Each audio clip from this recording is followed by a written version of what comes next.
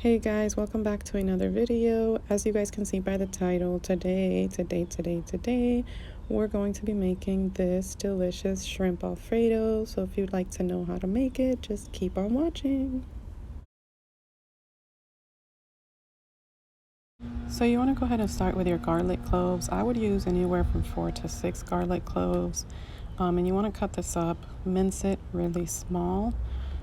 This is what you're going to be using for your Alfredo sauce and also for the shrimp. So yeah, just go ahead and mince it. So I am going to have the ingredients for this dish in the description box, so make sure to check that out so you know exactly what you need for this recipe. So go ahead and dice up your garlic really small like you see in the video. And then once you get done with the garlic, you're going to need a pot to start making your Alfredo sauce. So you want to go ahead and get your pot ready. I turn my heat all the way up so that the butter can melt. I'm going to add 2 tablespoons of butter to this. And once the butter has melted, then you can turn your heat to about medium high. And we're going to go ahead and add 2 tablespoons of this garlic that we just minced up. So go ahead and do that. And then once we have that done, you just want to cook the garlic just a little bit. You don't want to put it in too early because then it'll burn and nobody likes burnt garlic. So anyways, go ahead and stir that up. And then once you have that done, we're also going to add flour to this. We're just going to add 1 tablespoon of flour just to help the sauce thicken up just a little bit.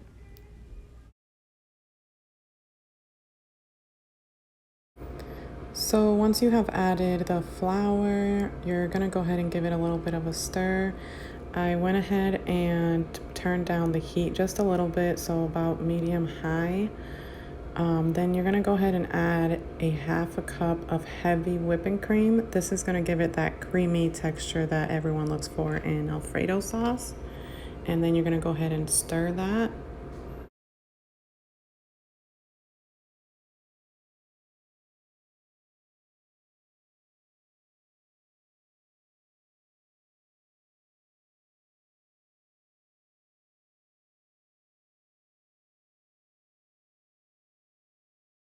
So once you've added the heavy whipping cream, this next step is optional.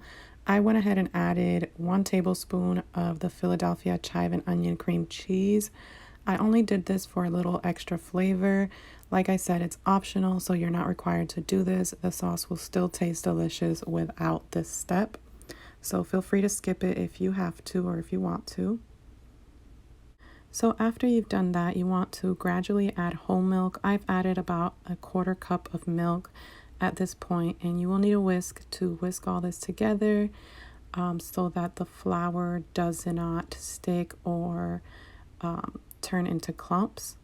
Then you're going to go ahead and add all your seasonings, which like I said will all be in the description box below. So make sure to take a look at that so you know exactly what to use for this recipe. And you're just going to let that simmer. At this point, you should probably turn the heat down to about medium low. Then you want to add your Parmesan cheese.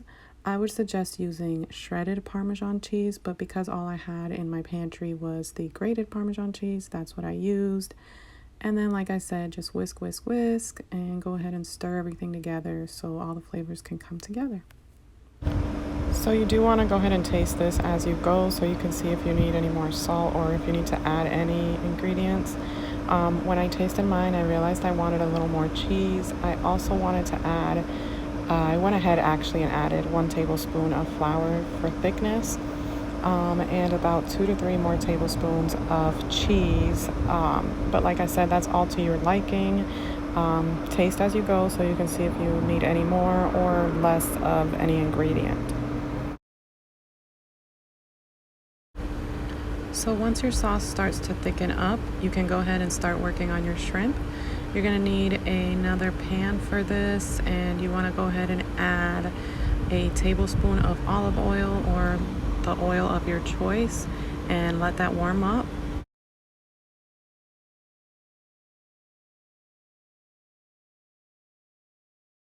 So once your pan is hot and ready to go, you can gradually start adding your shrimp. Here's my shrimp already seasoned. Like I said, that will also be in the description. Now you don't want to overcrowd the pan with the shrimp because then it will be cooked unevenly. You'll have some overcooked shrimp and some not overcooked shrimp. So you want to add about as much as I'm adding here. And like I said, shrimp cook very fast, so about 2 minutes on each side and you should be good to go. You start to tell that your shrimp is done when it starts to turn pinkish color. So once you notice that your shrimp is ready to be flipped, you can go ahead and flip it around. Like I said, 2 minutes on each side should be perfect. So after about 2 to 3 minutes, my shrimp was ready to flip, so I went ahead and flipped that over to the other side. Waited for that to cook for about 2 minutes, and then we're going to add 1 tablespoon of the garlic that we minced earlier to this shrimp.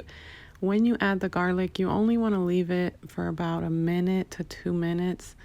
I would just say 1 minute so you don't burn it. Like I said, garlic burns quickly and it does not taste good when it burns, so just leave it for about 1 minute, and then your shrimp will be ready.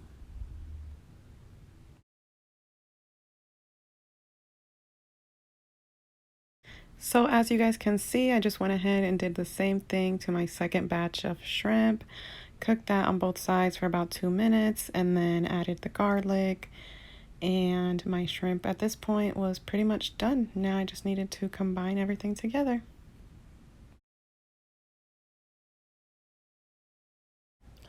So here is our delicious Alfredo sauce that we made earlier. We're going to go ahead and combine everything together. So we're going to go ahead and throw our shrimp in there. You want to go ahead and put as much of the juicy, flavorful flavorness from the pan of it where you cook the shrimp in. Throw that in there with your Alfredo sauce as well because you want all those flavors intact together. And then you're going to go ahead and grab your pasta, your al dente pasta that you cooked, and also throw that in there. I went ahead and added that. I didn't add all my pasta, but you will see here in the video that I did went ahead and add a little bit more towards the end.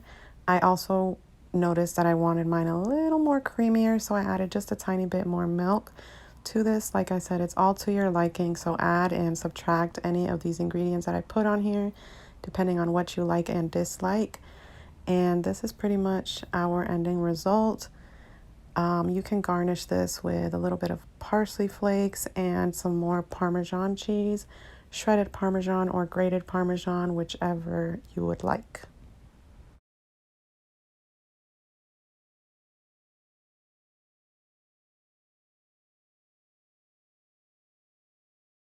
And here we have our finished product. We went ahead and ate this with some 4-cheese garlic toast. It was delicious, guys. I loved it. Thank you guys so much for watching. Make sure to give this video a thumbs up. Let me know down in the comments if you try this recipe, and I will see you all in my next video. Bye.